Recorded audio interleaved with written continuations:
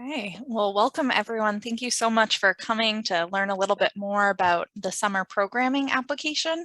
I'm Jess Karen. I'm one of the Title I specialists at the Maine Department of Ed, and you can feel free to reach out to me with any questions you have about this process after our presentation. You want to introduce yourself, Rita? Yeah, and I'm Rita Pello. I'm relatively new to this team, but Jess and I are going to be really closely working on Title I funding together. And so we're here, we helped build out the application so it could be somewhat streamlined historically, but not a paper form anymore. Obviously now with Grants for Me being hopefully I know it's probably been a growing pain type of transition, but hoping that this application being in Grants for Me and all of that can smooth it a bit as we learn the process. So excited to see you all today, and thanks for being here. And then a few of the housekeeping things. I'll monitor chat. So if you do have questions and they come up and you want to put them in there, we'll answer them at the end, but I'm happy to actually sort of keep track of them. Or you can come off mute at the end and just ask your question then too. I think beyond that, this will be recorded, put up within a week, I believe, Jess, is that the goal? And Yep. Where will it be? We can remind you at the end of the session too, but we'll be on our website. Yeah, right? We can just show you. It's on that resources page. So that's where it will be after if you want to go back and review it. We'll try to get it up earlier than a week, but a week at the latest. Great. Okay. Yep. And I think that's all set. Did I forget anything? The only other thing we wanted to note is just if you have questions, just put them in the chat or write it down. We'll try to answer them at the end, just so we have a clean recording of walking through the application that's easy to go back to. Okay, we are going to get started. I'm going to share my screen and just show you what the application looks like and what we're expecting to see when you complete it.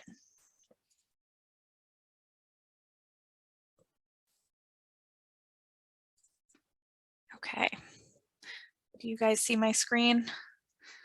Okay, I see some head nods. All right, so I'm in the test site right now, so I'm logged in as the ESEA coordinator. I just picked Athens because it was at the top of the list. So you'll see the different applications already in Grants for Me, and hopefully you'll see all districts should have this automated in their in the Grants for Me platform. You'll want to click on the Title I Summer Reallocation Grant. So when you get to the sections page, it'll be similar to the other grants in Grants for Me. You'll have the history log section, and this is where we can communicate back and forth about the specifics of the grant. You'll see the consultant checklist, which again, if there's something that's off in your application and needs to get fixed, we'll communicate that through the consultant checklist. That's the go-to place to check. We're still developing that, so you may not see anything in it right now, but it should be uploaded soon. The allocations, so a little different from other grants.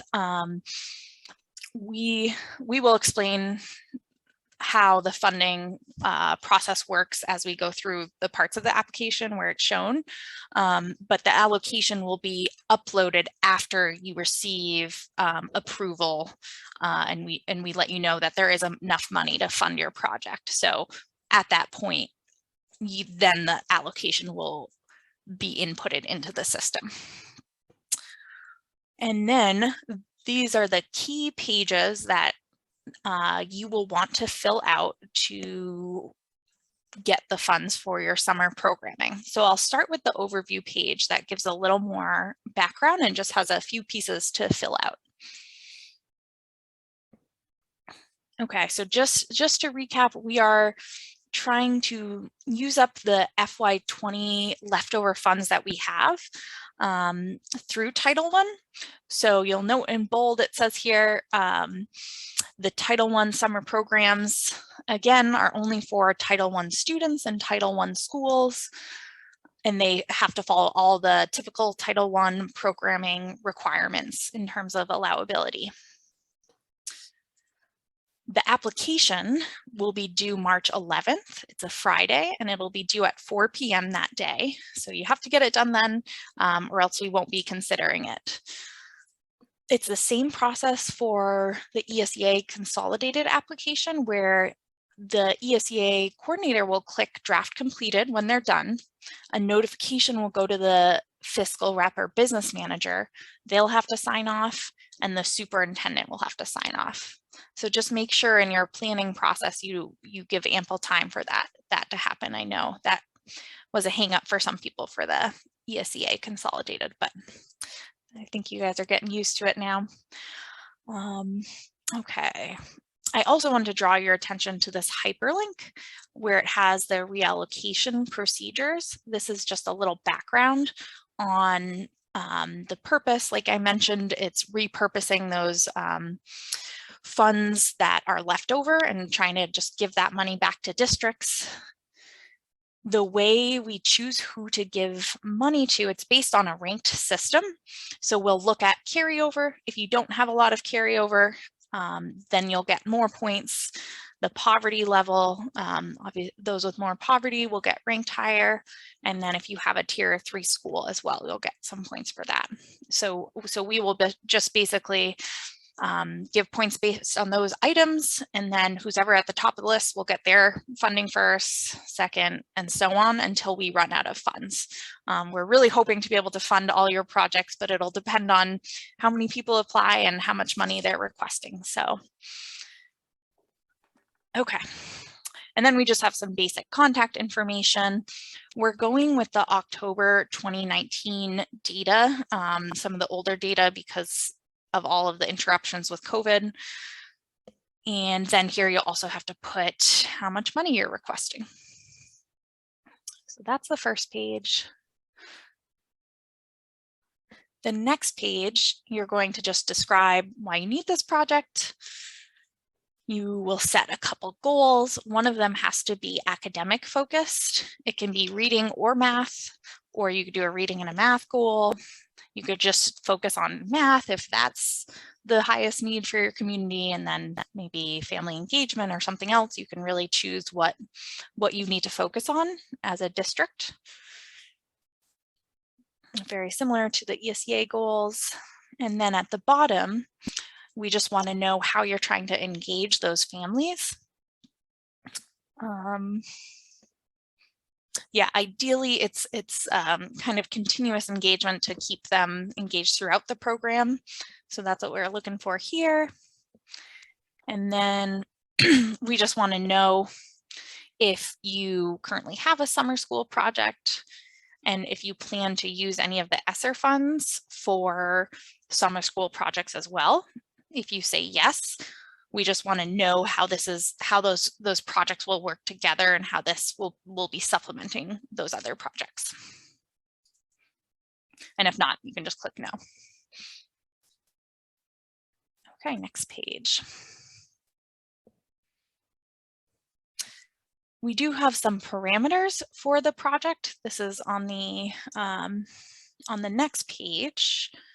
So all activities must be completed by August 31st, 2022, and the funds must all be invoiced by September 30th. And this follows along with the federal guidelines. So make sure to get all those invoices in so you can make sure to get that money. Other parameters, you'll just want to put in the beginning and end. The project can't be less than 4 weeks and no more than 6 weeks. It must operate for at least 3 days per week. We want to know if you're going to have any field trips. Those field trips, you'll have to describe how it aligns to academic improvement. And then we just want to know the general hours, instructional hours versus planning hours, and the hours of the program as a whole.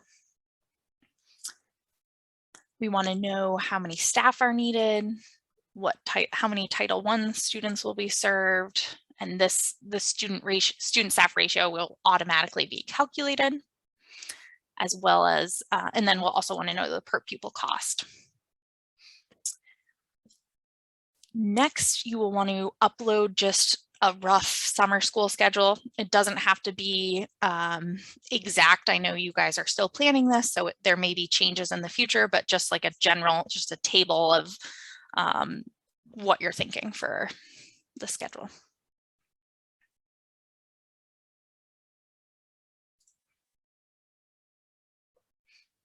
Okay, so then this is the budget section. If you've seen the tier 3 applications at all, it's more similar to that format. It's a little more small than the ESEA consolidated. So you can click on either modify or budget by object code, either way. I'll click on the budget by object, and then you'll pick whichever category you want funding for. So we'll just do the salaries and benefits as an example. You'll want to click on this add budget detail.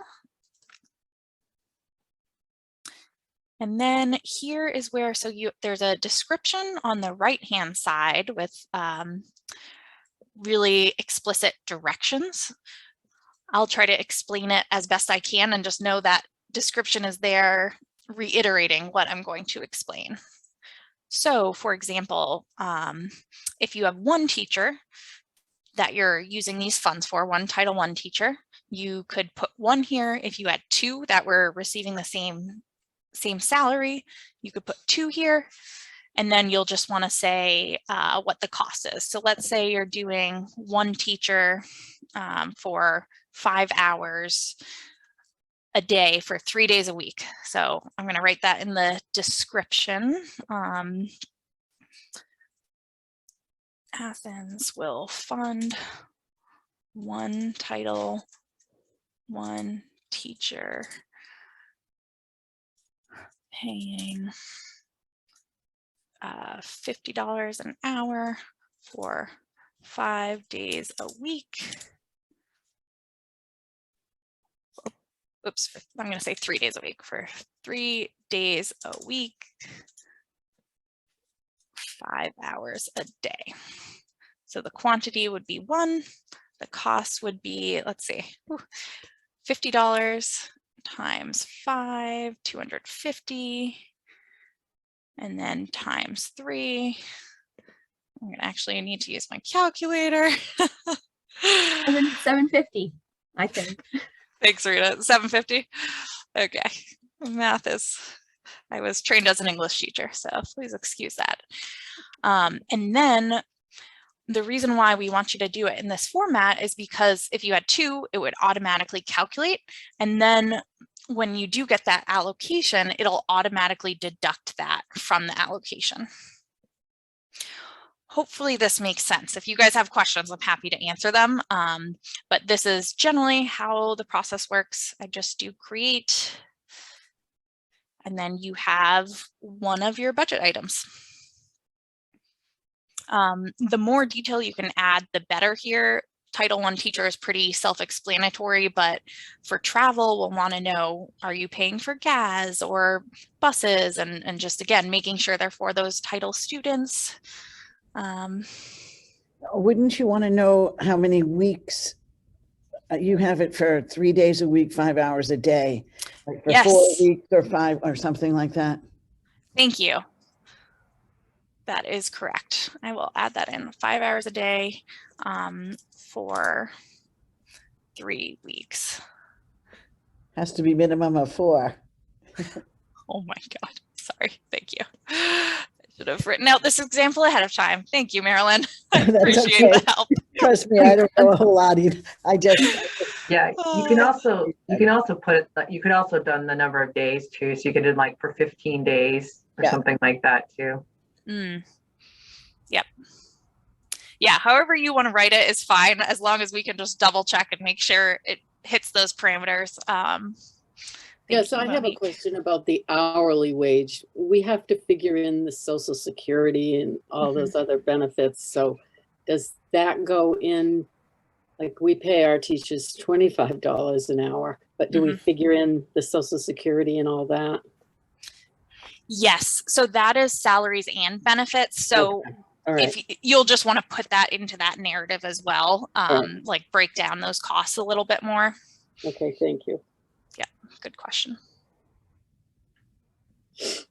And that is actually the whole application. So if you guys have any questions, we're happy to take them at this time. I have a few, if you don't mind.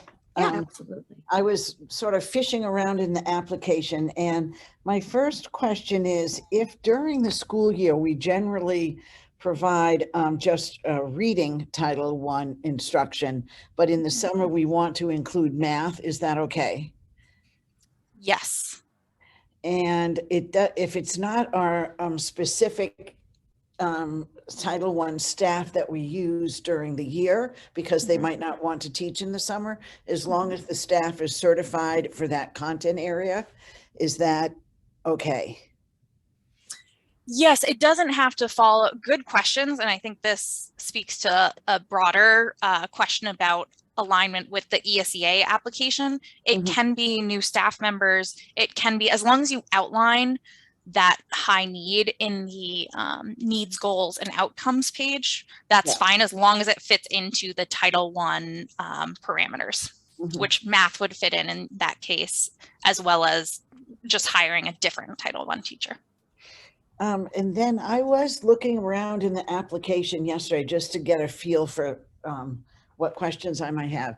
And I did click on the chart that was using the 2019 numbers for poverty. It seemed awfully low for my district, but those are accurate. Because at first I said, well, they must be now because we have fewer, since so many students are receiving free lunches. It's hard to get the applications in. Yeah. And so I'm afraid it's showing less, but we use the numbers that's on the chart. I mean, I know that our data manager is accurate, so I'm not questioning what was put in there, but so those are loaded for 219.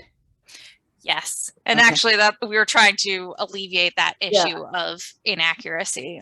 So sorry to hear that. That's okay. Yeah. And so that's the chart we use. Wow. Okay. What else was I going to ask? Oh, and so you can include buses. Yes. And transportation. And generally we have a K-3 school and we have a 4-8 school, but often our Title I will, because of our allocation and how many students we can reach, a lot of times it only goes through grade 6, even though it's all in the same building. If I wanted to include 7-8, even though I don't in the school year, since it's that school, is that okay? Does that make sense? I think so. Monique, I might have you chime in with this one as well, because I believe, actually, do you want to just take this one, Monique? So students don't have to have well, I see what you're saying, but they still have to be Title I. So if they have to qualify for Title I, and so whatever procedure you use to qualify students for Title I, so if you you have a procedure or how you identify students, whoever is in your Title I program or Title I summer school has to identify as Title I. So if you're, like sometimes with an elementary school or even a middle school, many schools are school-wide, so everybody's eligible. But if typically your middle school is more of a targeted Title I program, you want to make sure that those 7th and 8th graders are Title I students if they're going to be participating in Title I summer school, unless your middle school or whatever configuration that those students would go into is school-wide, if that makes sense. Well, it's not school-wide, so it would be targeted. Yeah. Okay. So those students those students have to be identified as Title I students to be able to participate in a Title I summer program or Title I funded summer program. And I do have, and we're a very small district, we're Kittery. And so our ESSER allocations weren't as large as, of course, some of the larger districts. So we do have money allocated for summer programming through 2024. So I would write yes, but if we could get this money, I could put some of that. Yeah. Forward. And that's why Rita and Jessica reached out to me, because and I'm glad they did, because that's what I was thinking, that if you have even if you're high school, because very few high schools in the state of Maine have Title I programs. But you could use your ESSER money to provide summer program for your high school kids or your kids that haven't been identified for Title I. And then you could apply for reallocated funds to provide summer program for your Title I students. So it's a great way to merge and, to braid your funding because you're meeting the needs of everyone and you're still meeting all the intent and purpose of all the funding, the legislation and the funding attached to the legislation. Yeah, that's great. That's exactly what I was thinking because well, anyway, you don't need to know why. But, well, no, that's what we were thinking too. So yeah. And my last question, and then I'll is that when it came to the allocation, so we write the money that we need, and then you fund as much as you can or nothing of that. So the allocation, so that comes in at the end, but we just sort of keep going with what we think we need. yes, Correct? Okay. correct. Yeah, good questions. Yeah, Yes, thank you, Marilyn. And so I think there's a few in the chat. Jess, do you mind sharing your screen again for the budget detail page? This is a more technical question. Yes. Oh, yes. I see that question. And I actually have that one pulled up so I can just walk through it. Rita. Linda's question in the chat. So she says, on the budget detail page, so I'll head to the budget, go to the salaries and benefits we talked about. So she asks, do we put the cost as the cost per teacher or item or the total cost? For example, if we do 2 teachers at $900 each, do we put $900 in the cost or $1,800? Great question. So in your example, L Sharp, I can't remember what your first name is, but you would put quantity of 2 for 2 teachers, and then the cost would be that $900. So I'm actually just going to edit this to show you what that would look like. So Jess, yeah, so to Lisa's question, it's going to calculate that budget detail total on the bottom for you. So you want to consider how many and the cost per one, and then you will see that number jut out, and that will be the total cost for that, for how many teachers you have or how many items and things you have. Exactly. So you can see, Lisa, that it calculated out that 1,900. So we're trying to remove that margin for error.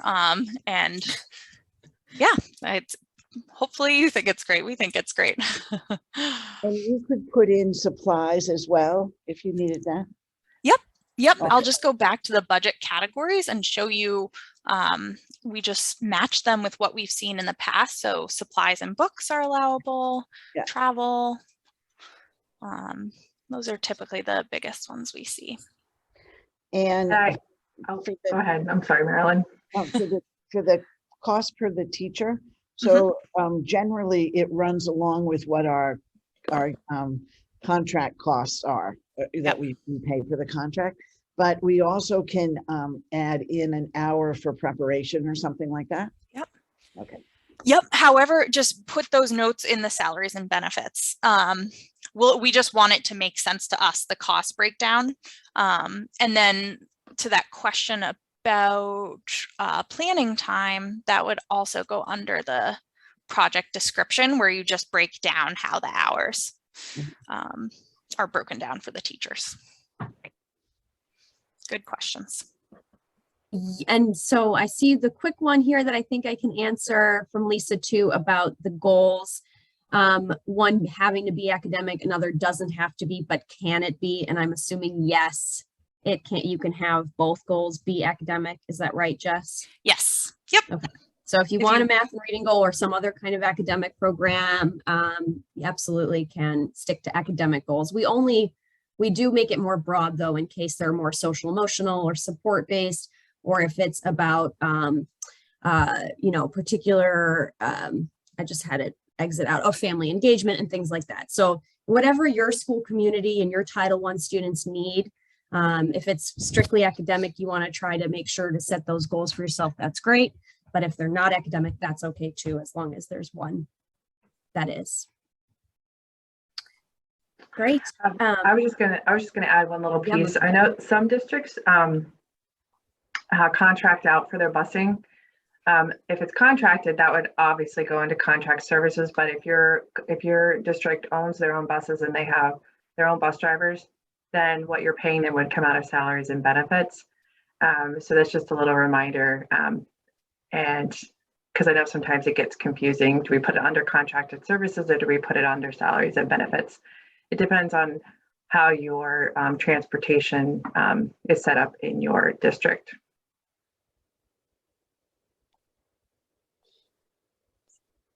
That's a helpful clarification. Thank you, Monique. I want to go back to Christina's question. It might have been answered, but just want to make sure, how much can you request? Is this only for schools that receive Title I funding? They have 5 elementary schools, 2 are school-wide, and others do not receive title funding. Great question. And I think this aligns with the conversation we had with Marilyn. So it does follow the same stipulations as in the ESEA application. So I would double check that rank and distribution table. It sounds like in your situation, you have 2 school-wide schools, and those are the ones that would be eligible. The other schools would not be if they are not Title I schools. Right. So I was just going to say, if you have students, if you want to provide services to students that are not currently Title I or would qualify for Title I services, then they would not be able to use Title I reallocated funds to provide those services. Now, keep in mind that with Title I, you have to have a procedure in place of how you're identifying students. That's written in statute. We don't, it's kind of, there are a little bit of the parameters. I don't know them exactly anymore because I'm not Title I, but I could find that statute pretty easily. But right, so like, and it gets a little confusing if you have some students that are Title I and some that are not. But I'm sure that Jess and Rita can work that out with you. But yes, school-wide, yes, everyone is qualified. But if you have another school and maybe you have targeted services at, so you have school-wide at 2 of your schools, and maybe you have the 3 other elementary schools, and those 3 elementary schools have targeted Title I, then the students that were identified. But if you don't have any Title I services at all, or they're not considered Title I schools at all, then you can't use Title I reallocated, but you might be able to use your ESSER funds. Yeah, ESSER funds would be our recommendation in general for blending those services. I also, before we move on to the next one, Rita, she also asked how much can you request? So I want to make sure to address that. We don't have limitations on that. I will share some of what we saw last year. So with smaller districts, we typically saw between 5 and 10,000 requested. With larger districts, we saw anywhere from 20,000 to 40,000. So those are the recommended ranges based on what we've seen in the past. But again, that number you decide is up to you and how you're shaping your program. I just want to add one more piece in there. This is an ESSER piece. Anything you use ESSER money, you have to make sure it relates to COVID. So prevent, prepare for, or respond to COVID. So that is one of the pieces that you need to remember when you use ESSER funds. But I think many of you guys, if you're not doing ESSER, then you probably, you already know it if you are doing ESSER, because I know some of you are wearing a lot of hats with federal funds, but that's just another caveat for the ESSER funds. For that, Monique, it's true though too, right, that COVID related would be like learning loss or other like sort of needing more intervention or.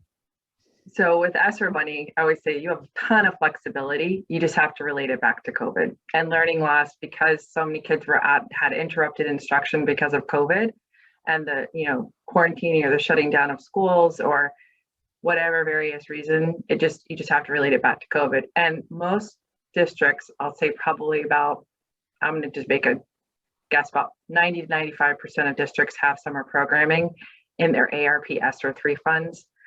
Because the 20% evidence-based practices is required. I'm sorry, evidence-based interventions is required. But again, this is a really good way to braid your funding. You can identify your Title I students, if you can, if there's money, hopefully Title I reallocated, then you can use your ESSER funds to address those kids that are not Title I, but still need that extra support through summer programming. Thank you.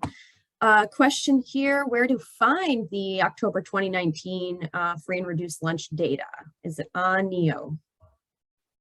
Oh, Monique, you were muted. It's on the ED 534 report.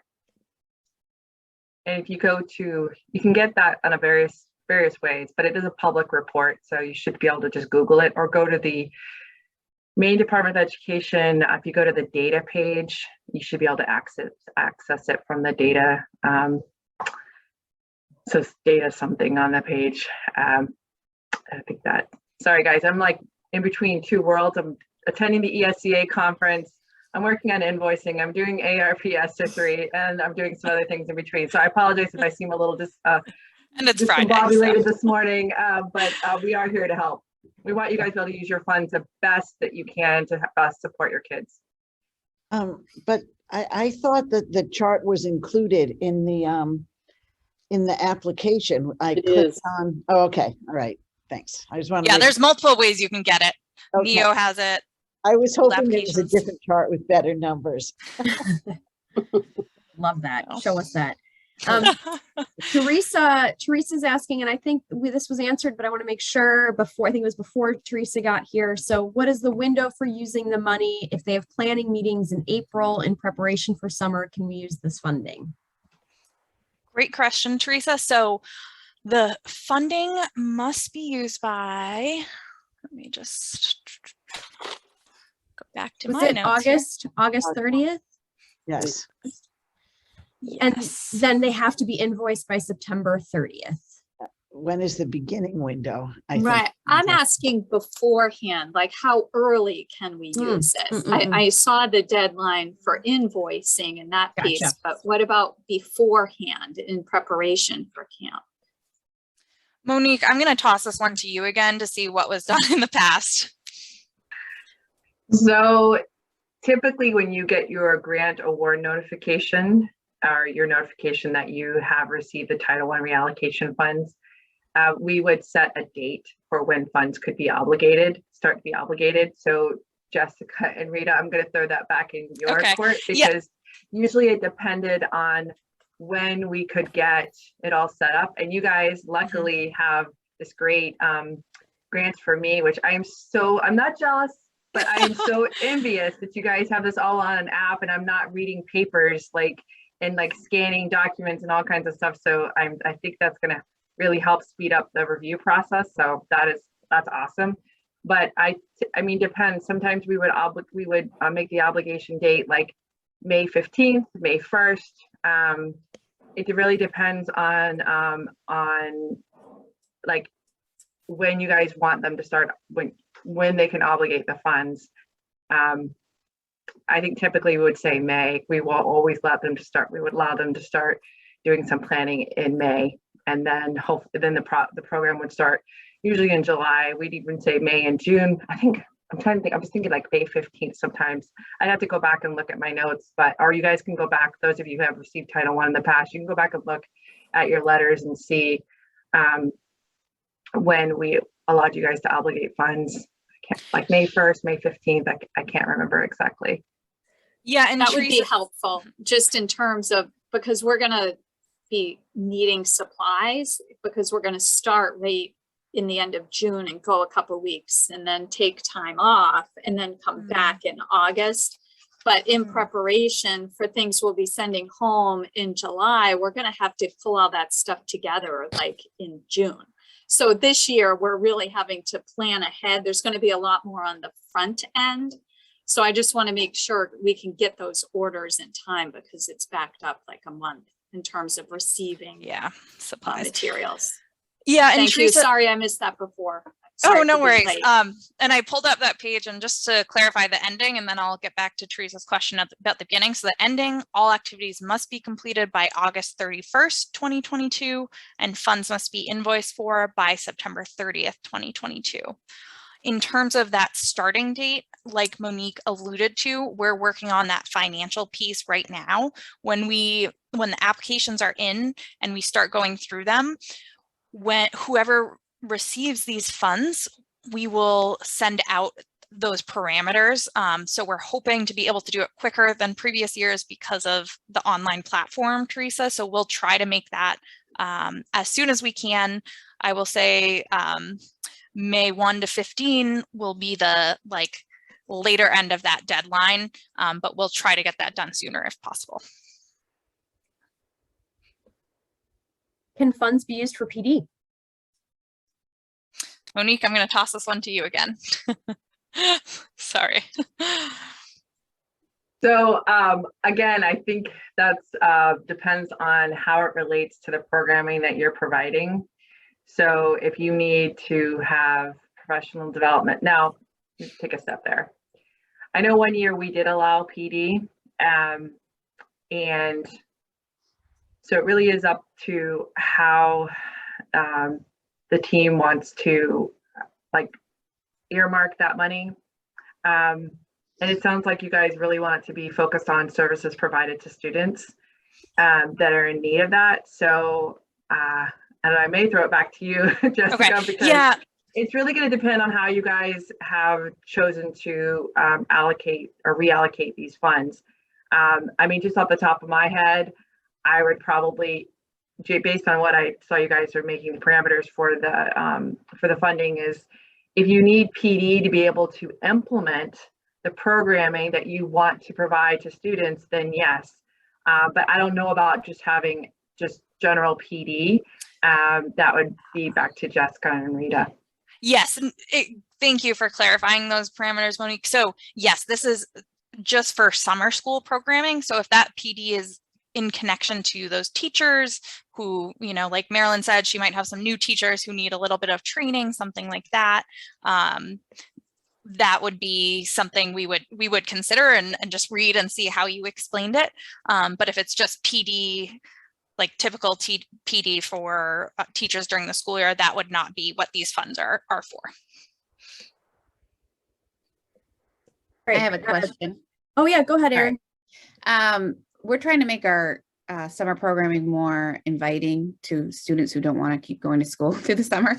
So one thing we're going to be doing is we want to buy some kits that are theme based through Scholastic. And then we also were thinking of having some kind of maybe like an in-person field trip or some kind of field trip out.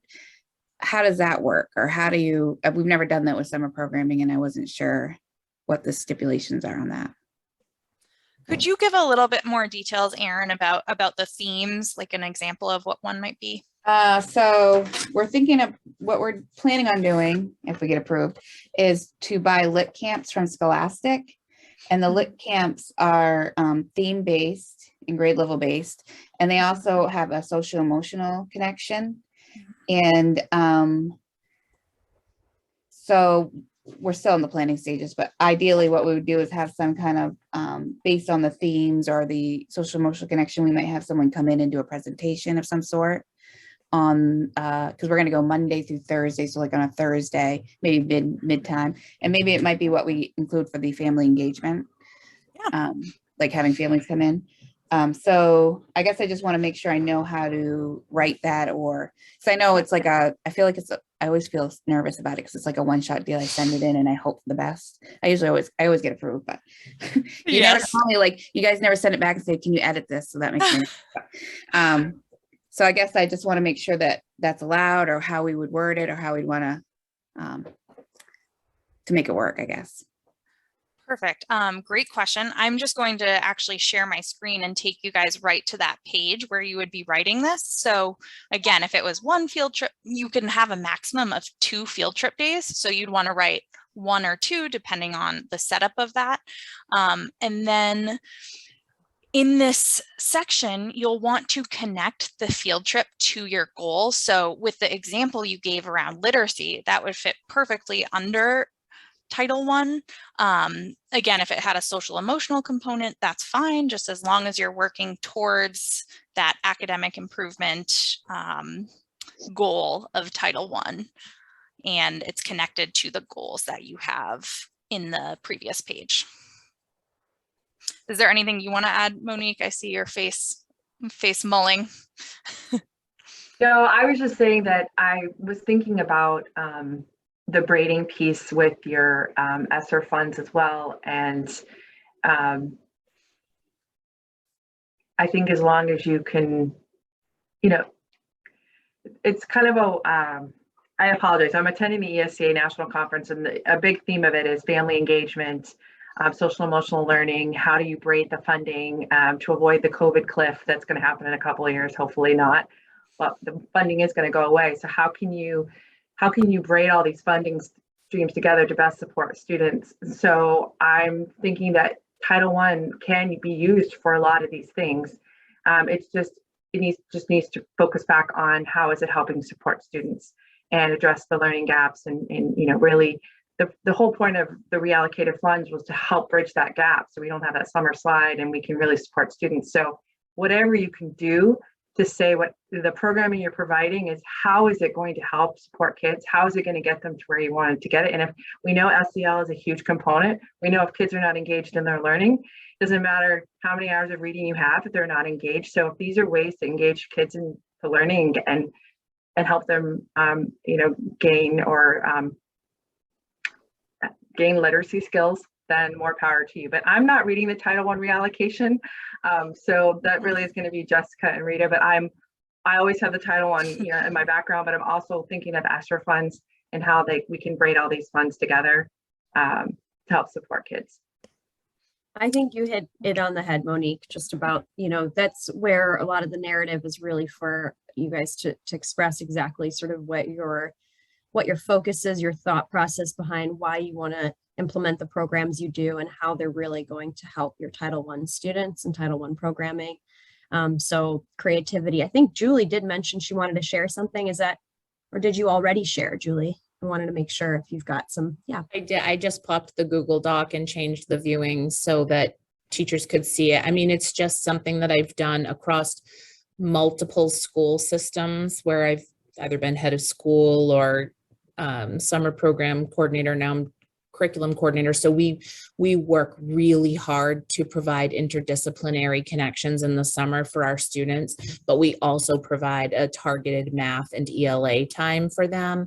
And we integrate SEL, and I've already got parents emailing me saying, please put my kid on the list for this year. They loved Summer Explorers. So we're hoping to double our capacity this summer. And we're a school-wide school. Our ELA and math data is looking really, really like it needs lots of love. And so we're really excited for this summer. The teachers are already signing up, even though they're exhausted. So it definitely made a huge impact. What district is this? I'm sorry. It's Lisbon. Oh, okay. And Julie, do you mind if I just share my screen and show that for this recording? This is a great example of something to attach with a schedule, and she has more information on this as well. So this is the link Julie provided in the chat of their summer program. Lots of great information. Here's that schedule that it may not look this developed, but this is just a great example. And this is a really nice example of pulling together all the summer programming. And again, Title I is a component of this. So. And the teachers did provide weekly field trip experiences that were linked to the science, social, emotional, ELA components. And then they also did pre and post data for each week of the summer program. So we could see how their focuses were providing growth. That's really awesome. Yeah, thank you for sharing that. That's a great example. Okay, so many great questions in the chat. We'll keep working through the list here. Yes, I see. Can snacks be included in supplies? That question. That is a Title I hot point in general, I would say. My response would be no. Monique, do you have anything to add to that from the past? So what we encourage districts to do is to work with their food services program, because many programs qualify for the summer nutrition programs. So we say, find out what kind of summer programming is. I know when I was a principal, we had this for free. We had the lunch program in the summer. So our summer school students, they participated in that. So that didn't have to become a part of the Title I reallocated part of it. I'll have to get back on you with that, or we can talk, Jessica, because I think depending on what kind of programming was involved with the summer food nutrition program, I'd have to get back because I don't think it's a complete no, but I don't think it's complete yes. I think it's somewhere in the middle. So. Yeah. Teresa, do you have something to add about that? I see you raising your hand. I thought if the snacks tied in with a theme that you had, then that would be allowable. Yeah. So yeah, I know we have done that in the past. So that's a good point. Not Yeah, that we were, we weren't going out and providing meals. I mean, truly, it's small, little snacks, or, they were having to count things, and it was tying in with programming. So like we've made a GORP before. Well, they had to count, at the lower end, and they had to count the items that they were going to be putting into their GORP. And then weighing, and then if they were doing a cup or a quarter cup or things like that, we did use it for that purpose. That is a perfect example of something that's allowable. So a lot of these nuanced questions, it's a gray area in the statute, so we can help you tease out. Again, just keep in mind, it's all about improving academic performance. So if you can tie it to that, then it's more likely to get approved. But I would say email us if it's in that gray area and you just want to confirm it before submitting it. Feel free to reach out to Rita and I. And the two words that we love to say in federal programs is it always needs to be reasonable and necessary. So to do this program, to be able to successfully implement this program, we need to have these things. So that's where that reasonableness and necessary comes into play. Snack conversation. I'm sorry. I've always put in $500 for snacks for many years. So is that okay? This one, so a big part of that conversation was just connecting it to academic improvement, and that is a gray area of funding. So 500 is not huge. Making sure it's reasonable, necessary, and then connecting it to the student performance. As long as you write that into the application, it is likely to be approved. Again, if you are concerned about it, feel free to email us ahead of time and we can just say a quick yes or no. But those are the things I would look for in approving that type of expense. I think I see some questions, some are pretty specific, but others could be more general. I don't know, Jess, if we wanted to, I think Jessica asked about ideas. I don't know, Jessica, if you wanted to have a couple moments to ask if you're looking for some ideas on family engagement, or if you feel good about that. Yes, yeah, just looking for some ideas about that piece, as well as if there are suggestions or places that we can look for specific programs designed for summer learning. Those would be a huge help. I'm going to just leave space first to see if any of you guys in the district have any concrete, tangible, and then we can share some other thoughts, but I'll just leave a few minutes for that before we jump in. So any family engagement ideas? So we've always tried to have family engagement weaved through the whole program. So having like a weekly newsletter, or going out on, our platform that we use to talk with parents, kind of updating them on what we've done and what we're doing in the coming week. Usually when we haven't the last couple of years because of COVID, but we like to do some type of celebration, like learning celebration at the end, where we can showcase the work that the kids have done. So we've brought the parents in and they can see the work. They sit down with them, and we'll usually have some type of treat or pizza or something like that, just as a way to entice them, to come in and celebrate together. And we do a story walk at that same time. So that's kind of a nice way to end our time together and send them off. Love that, Teresa. And I just want to highlight a few features of that.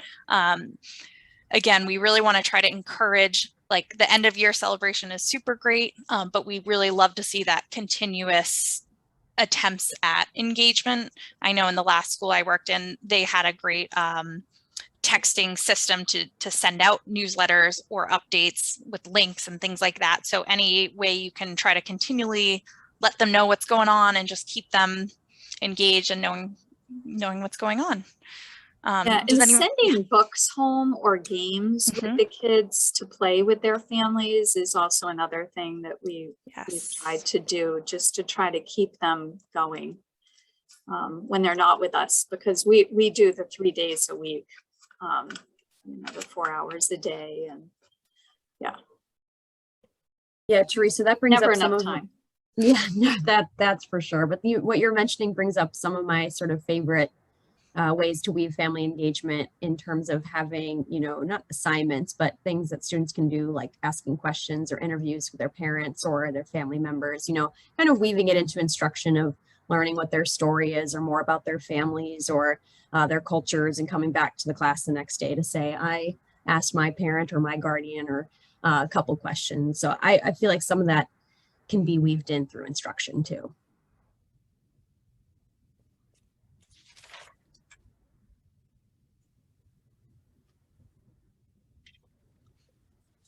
Yeah.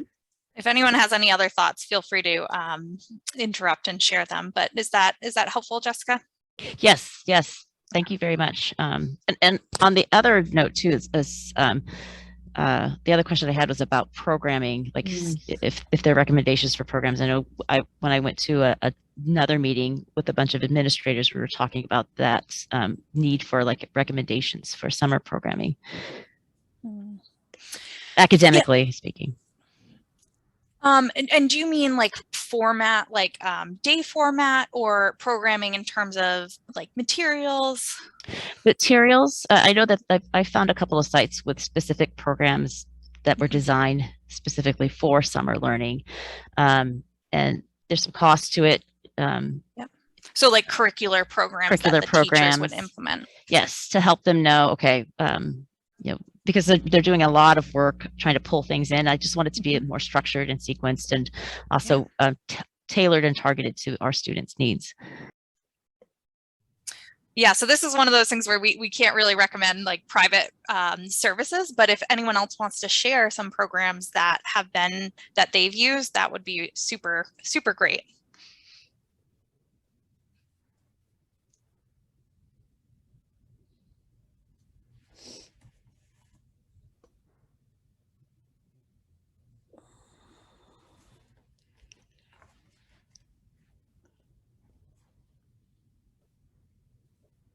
Do most people just typically do like theme-based learning? Is that, I'm just trying to get an idea of like how people address that or program that too, if they don't use specific programs. We have in the past, the younger grades will come up with some themes and do themes, but they kind of do it as a classroom, the teachers. We typically have some teachers that are the same every year. They sign up for summer school every year, so they have like themes. This year we're going to do the lit camp. Well, I'm hoping to buy lit camps through Scholastic. It's something that we have a tier 3 innovative grant that we got last year, and so some of the 4th grades are going to be using it. So we thought, well, why don't we just buy it for everyone, and then it'll be consistent all the way through. I think it looks great. I can't say it's great because we haven't really used it yet, but I think it looks great. And I think it's going to help because I don't know about you, but last year I had very difficult time getting staff. So at times I had brand new teachers, I had teachers from out of the district. I had student teachers. So I had a lot of teachers that needed support that there's not a lot of time and support in the summertime. So I thought maybe if we're consistent with a camp with this program, like a box curriculum, it maybe help with the flow of the program. And so that's what we're going to try this year. Erin, what district are you with, Erin? 54. Because I was I'm on another site too, looking at the lit camp. I was not familiar with that. And there is PD. So whoever I hire will be required, I'll have to build that in, the PD. I'm meeting with the Scholastic person next, after break, with the tier 3 principals. So that is one way we're braiding in some of the money from tier 3 innovative grant into this, is to kind of, they'll do their pot and they'll do the kids they're going to be working with, and then I'll be doing everyone else tonight. So we're hopeful. Thank you, Erin. I know we're running short on time. So Jess, I don't know if all questions weren't answered, we want to just run through real quick again how to communicate with us, because we know your schools and communities are, you know, unique in their own rights, and you might start going through the application and really realize, I actually don't remember this, or the training didn't touch on this. And so we'd be happy to be in communication with you throughout the process, so you don't feel like you're alone on the island having to watch the recording over and over again. Jess, you want to show them one more time where they go? Yes. Yeah, so there's a couple ways. You can either email Rita and I directly. My email is on the application. We should probably add Rita's as well. And I will just show another way to communicate as well. It's the same as— is there a preferred one? Like, is email, you know, would you rather have everybody be in Grants for Me, or is it just kind of what people are comfortable with? Do you have a preference? I don't. I would say, I'm going to stop sharing for a minute so I can answer this, but for allowability type questions, if you want to do those in the platform, then you won't have to re-put them in. So like if you want to ask me if a project is allowable, I would recommend doing it through the platform just so it's recorded.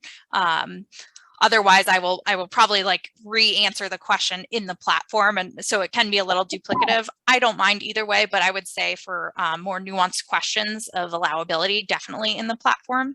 And just to refresh how you do that, you will, on the sections page, want to head to the create comment. I'll just say test, and then just be sure I don't get the notification unless you tag my name specifically. So you'll want to say send to Grants for Me contacts, and then just make sure to tag my name and Rita's name. And then just save and go to current page. The message is sent. And if you want to double check and make sure that that message got sent, you can head back to that history log. And you can see that I'm logged in as Anne, so you can see it just says test, and it was sent. So that's the general process for sending messages. And I know there's, you know, we can go back and forth too, and we can bring it back to you if there's some error, and we can help you, and you can reach out to us to talk to us on the phone.